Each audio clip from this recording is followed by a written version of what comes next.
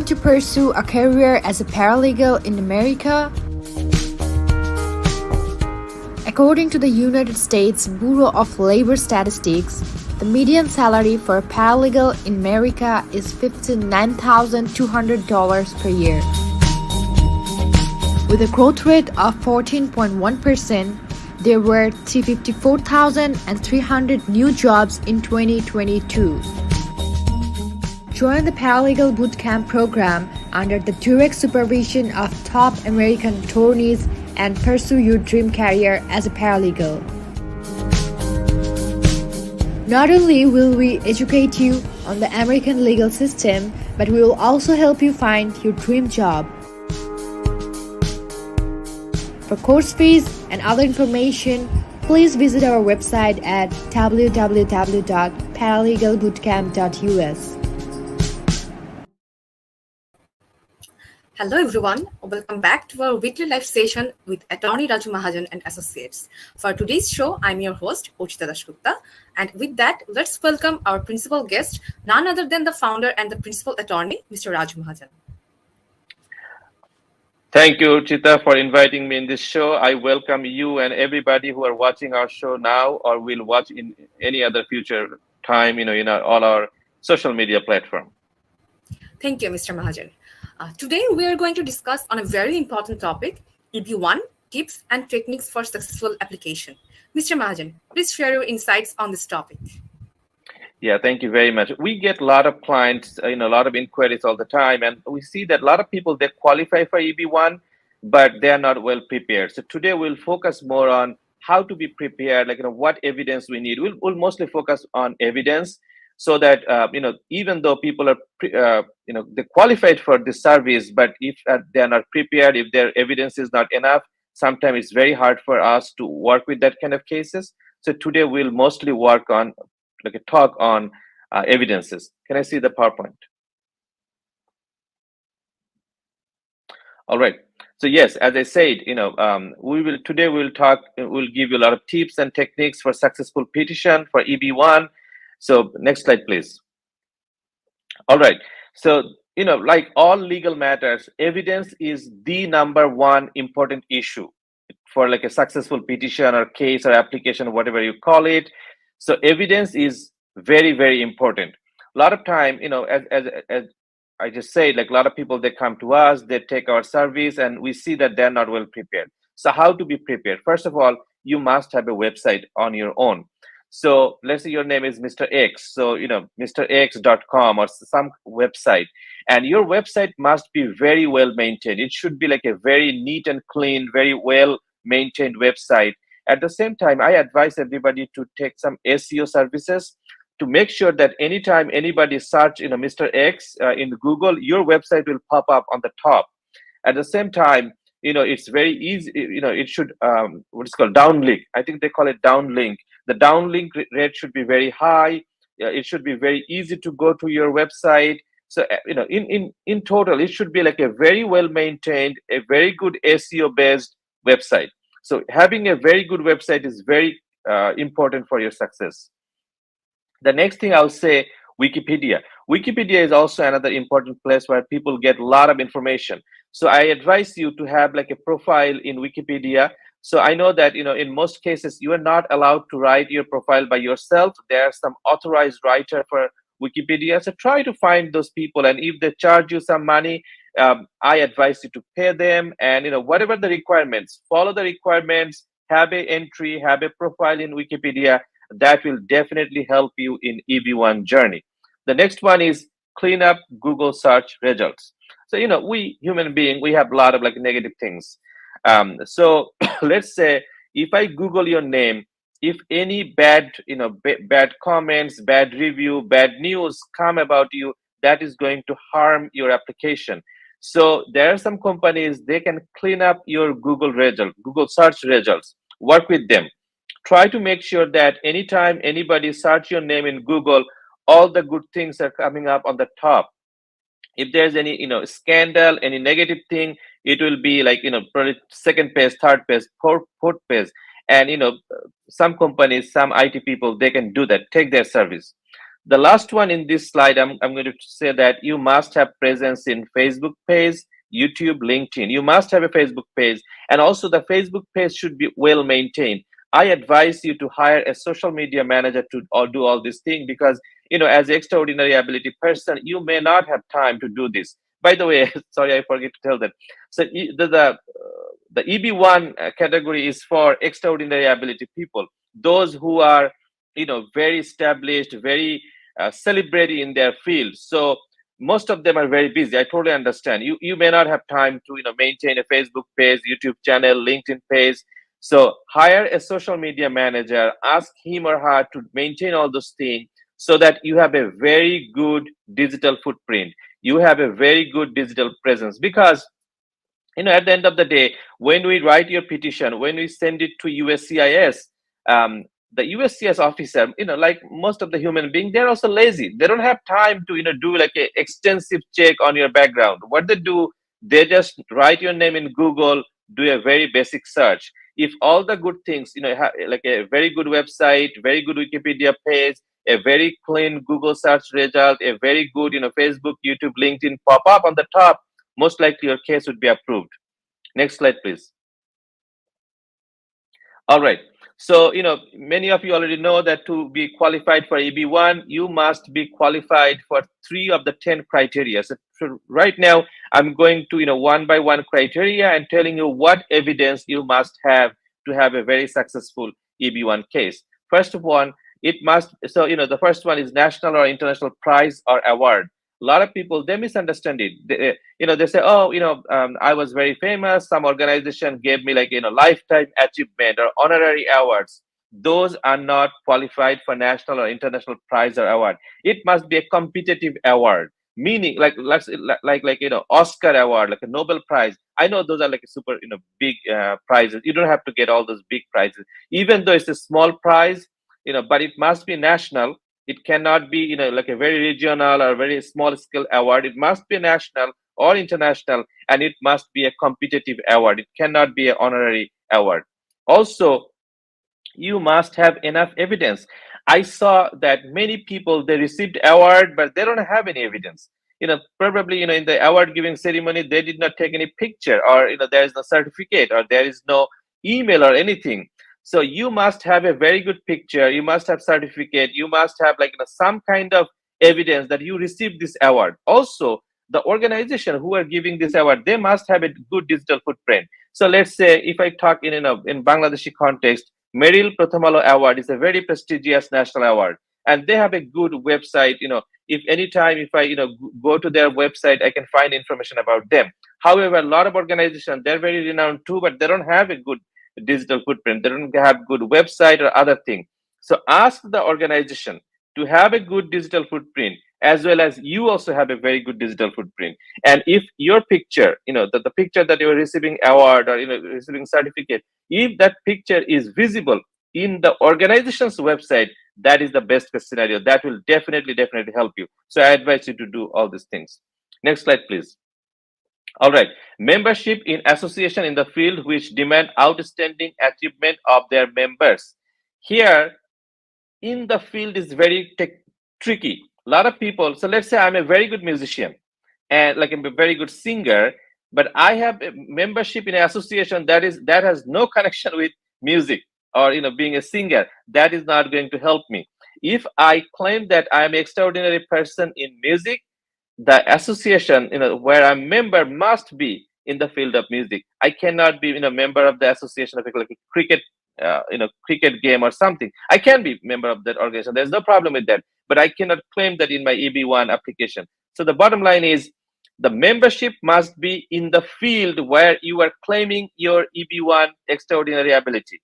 Another thing, outstanding achievement of their members, meaning it cannot be like a very regular kind of organization, where you association or something where you're a member.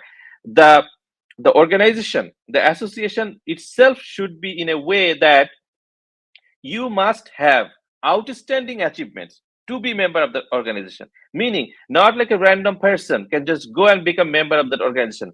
The membership itself must be that only outstanding achievements people can be member of that organization.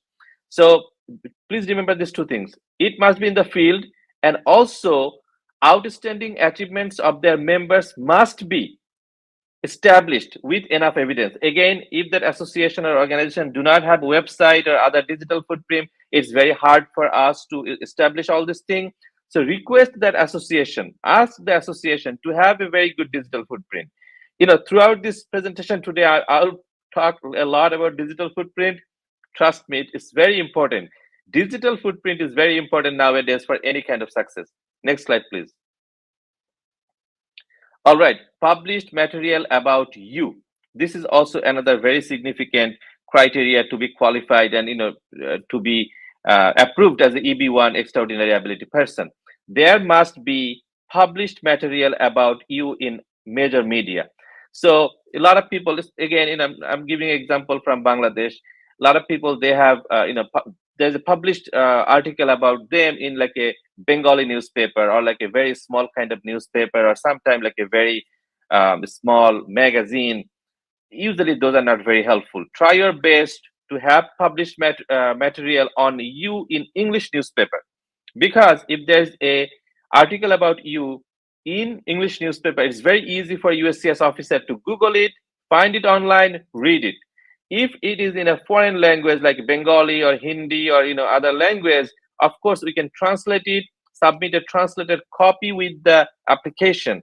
However, USCIS officer will trust more if there is an article about you in an English newspaper where they can just go to online and read the article.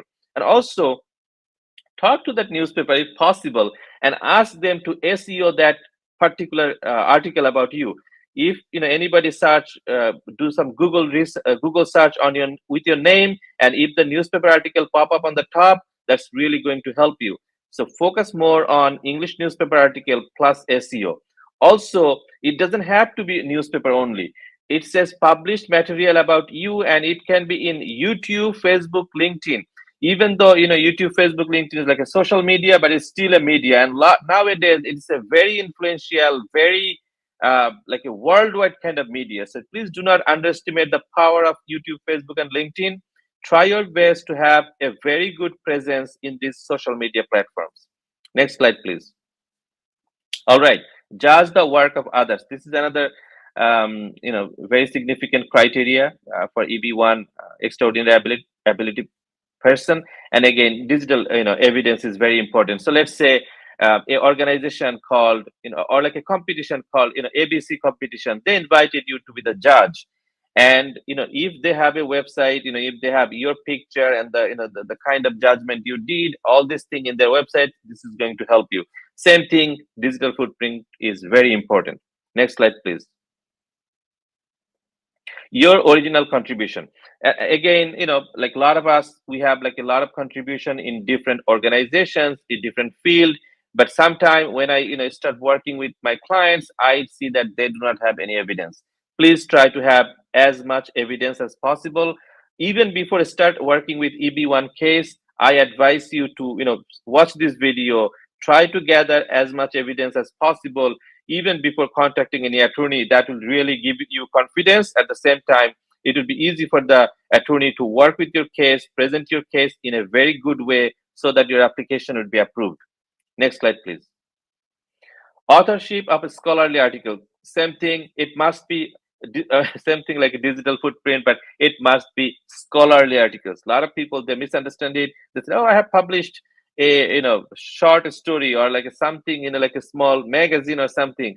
I say that no, that will not qualify for this criteria. It must be a scholarly article. So if it is published in a peer-reviewed journal, that's awesome, that's the best. However, if it is not a peer-reviewed journal, that's okay. It can be in like a newspaper, but the article itself must be scholarly article. There must be some kind of scholarship, and I'm not going that detail into what is scholarship, what is not, because if you think you are going to be qualified for EB1A, you must know what is the scholarship and what is not. I'm not going that detail about that thing. Next slide, please. All right, your work has been displayed at artistic exhibition or showcase. In most of the time, most case, people think, oh, it must be like art exhibition, like a physical art exhibition. If it is a physical art exhibition, that is, of course, it's good. There is no question about that. However, if your work has been displayed in YouTube, Facebook, LinkedIn, that also okay. So again, please do not underestimate the power of social media. And if your work, no matter what is the work, has been displayed in YouTube, Facebook, LinkedIn, or other social media like Instagram or something, that will also qualify for this criteria. Next slide, please. Your performance of a leading or critical role in distinguished organizations. Same thing, digital footprint, digital evidence of that organization, and your contribution. If that is evidenced in Google search, that will going to help you. Next slide, please. Your commercial success, again, digital evidence. The more digital evidence we can get is better for you. Next slide, please. You command a high salary. Same thing. If you command a high salary from any kind of work, any kind of organization, and if you have digital evidence, that is good. That is good for your case. Next slide, please. All right, that was my short presentation about tips and techniques for EB1 success. If you have any question, please ask me. If you do not have question at this moment, you can email us later, and I'll be more than happy to answer all of your questions.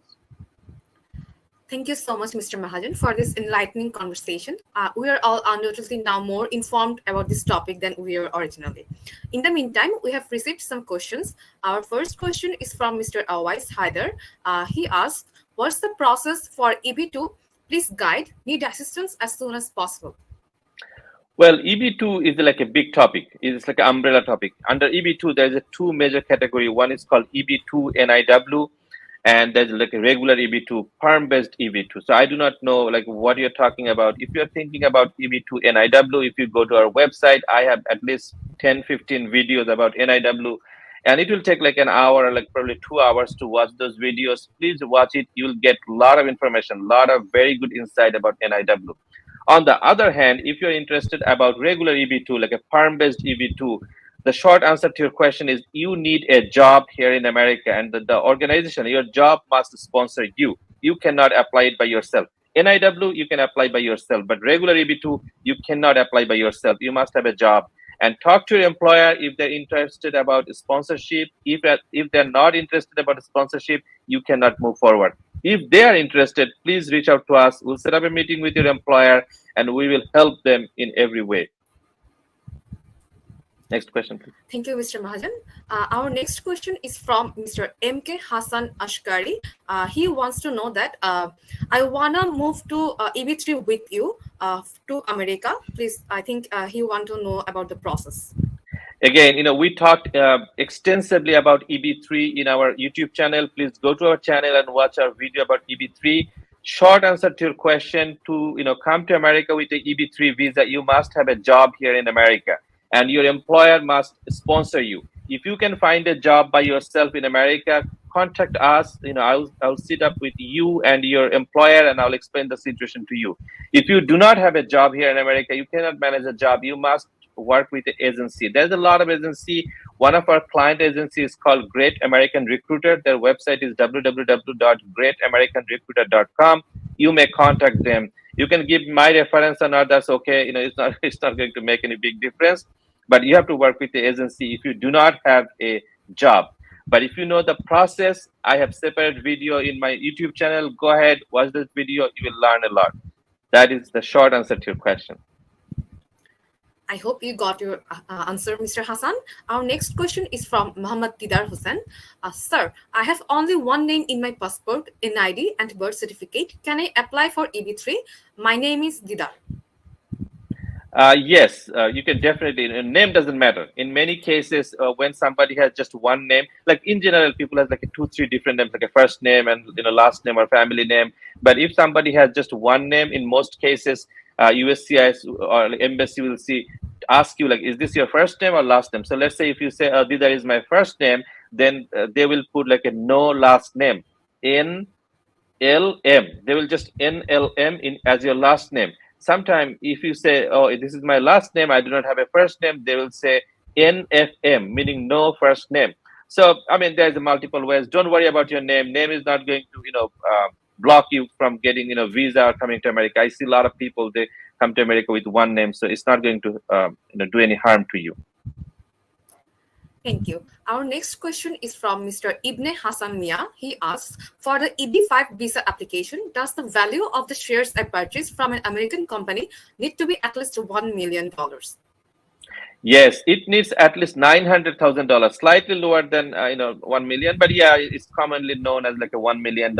And also, it's not just the cost of buying share. There's like a processing cost, attorney fee, USCS fee. So it will be kind of close to $1 million. So your understanding is kind of right. Yes, and this money must come to America with a legal channel. That's the tricky part. There's a lot of people in the world, they have way more than $1 million, but the problem is they do not have access in a legal way to bring that money to America. So the tricky part is bringing that money to America in a legal channel. Only then you'll qualify for EB5. But yes, it's a very good tool to get green card for you and your family. Hopefully it answers your question, Mr. Hassan. Our next question is from Interesting Corner. Good morning.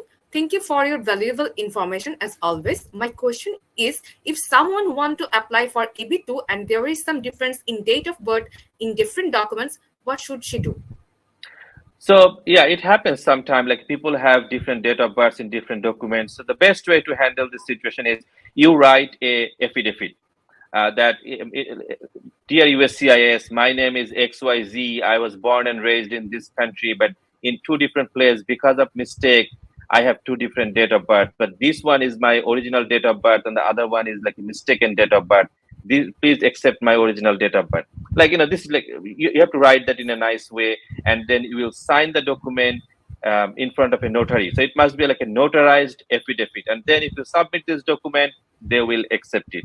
If not, they will ask you more evidence, and there's like, there's some option to submit some more evidence. So short answer to your question, don't worry about that. This is not going to harm you that much. Of course, it will increase some extra work. You have to sign you have to submit like a notarized affidavit, but this is okay. Like, I see a lot of people, they have the same issues and they still got green card and other thing. Don't worry about that. Thank you, Mr. Mahajan, for such elaborative answer. Our next question is from Mr. Rajiv Kanti Sen. He asks, is there a premium process for the EB5 I-526 stage and for the E2 I-29 stage? With premium process, how long it take to get a result for the I-526 and I-129? There is no premium processing at this moment, but premium process is not the biggest problem. The problem is how do you bring money to the America? That's the biggest challenge. Don't worry about premium processing. Focus on that part. But short answer to your question, no, there is no premium processing in those forms. I hope you got your answer, Mr. Sen.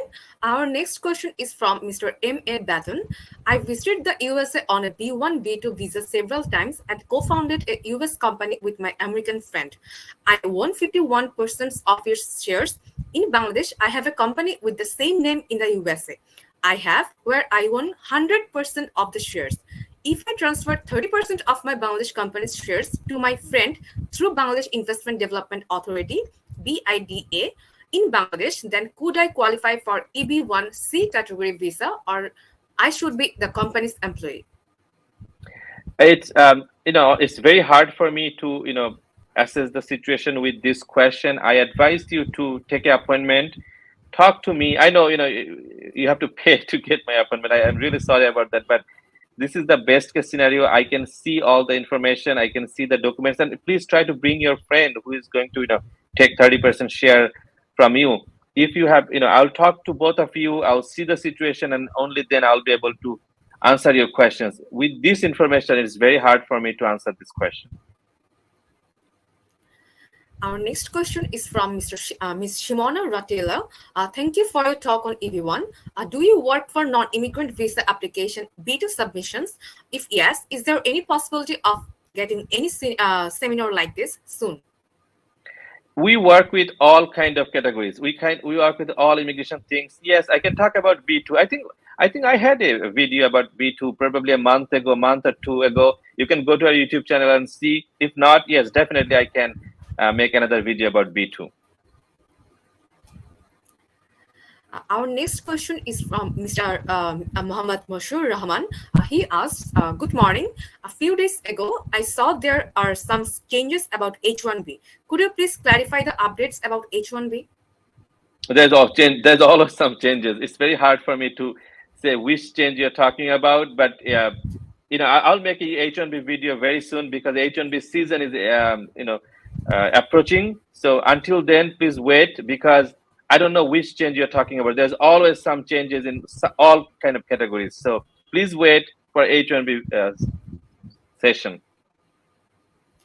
Thank you, Mr. Mahajan. Our next question is from channel 0001. Can EB1 be done on STEM OPT? Yes, EB1 can be done from anywhere in the world. It doesn't have to be from America. But yes, short answer to your question, if you are in STEM OPT and if you want to apply for EB1, you can do it. Thank you, Mr. Mahajan. Our next question is from Miss Mohsana Begum. She asks, I want to apply for F1 visa. Can my 17-year-old son be my dependent under the F2 visa? What is the age limit for children, 18 or 21 years? It's a very, very tricky question. The short answer is yes, your 18-year-old son can be your dependent, but age limit for purpose of immigration, like it's for immigrant visa is 21, but for the dependent is 18. So it can be confusing, but short answer to the question, yes, your children can be 17-year-old son can be dependent. Our next question is from Mr. Abdullah Al-Hilal.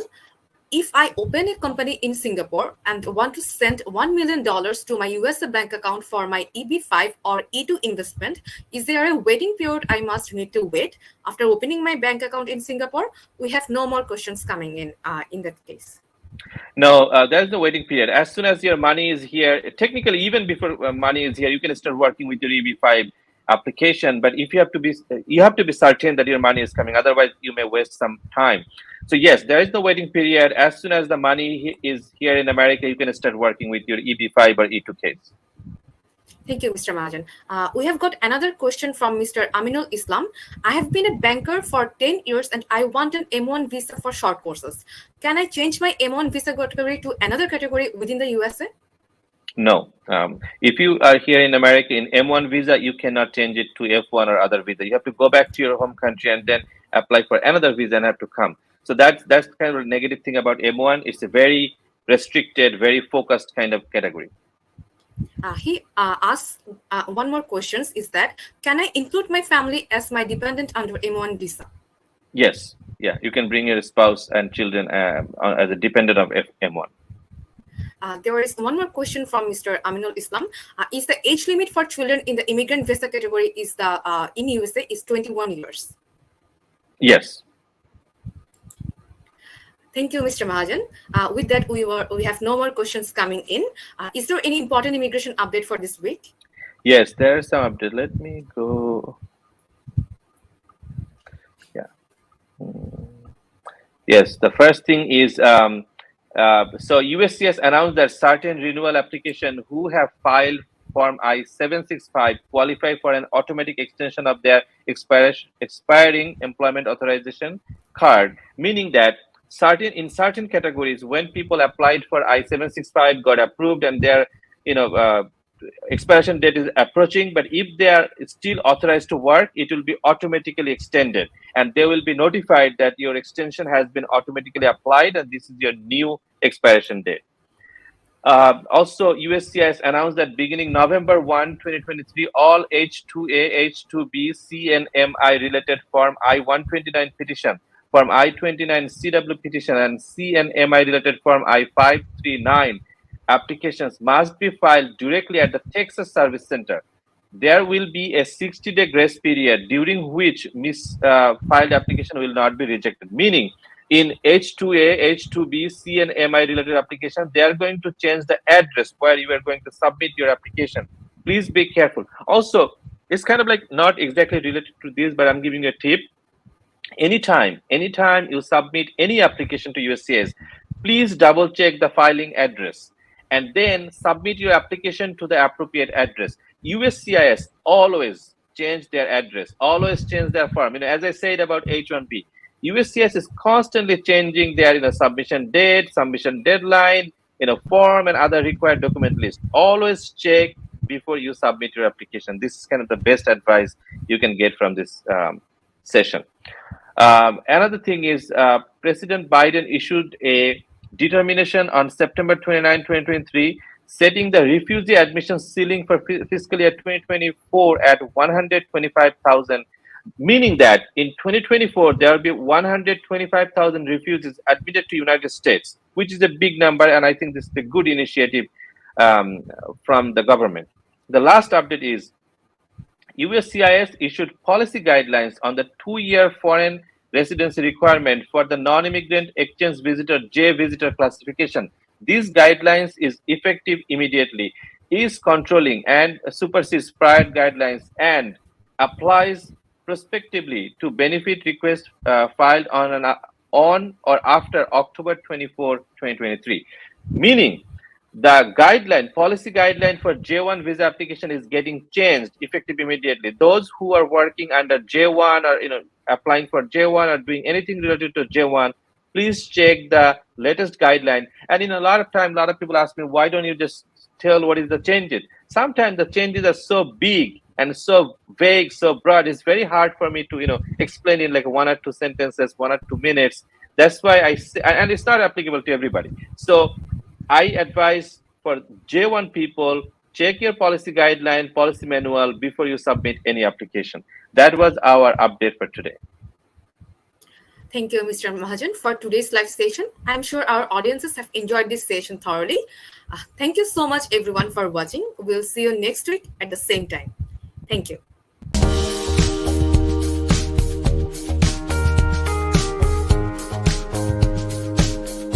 Do you want to pursue a career as a paralegal in America? According to the United States Bureau of Labor Statistics, the median salary for a paralegal in America is $59,200 per year. With a growth rate of 14.1%, there were 354,300 new jobs in 2022. Join the Paralegal Bootcamp program under the direct supervision of top American attorneys and pursue your dream career as a paralegal. Not only will we educate you on the American legal system, but we will also help you find your dream job. For course fees and other information, please visit our website at www.paralegalbootcamp.us.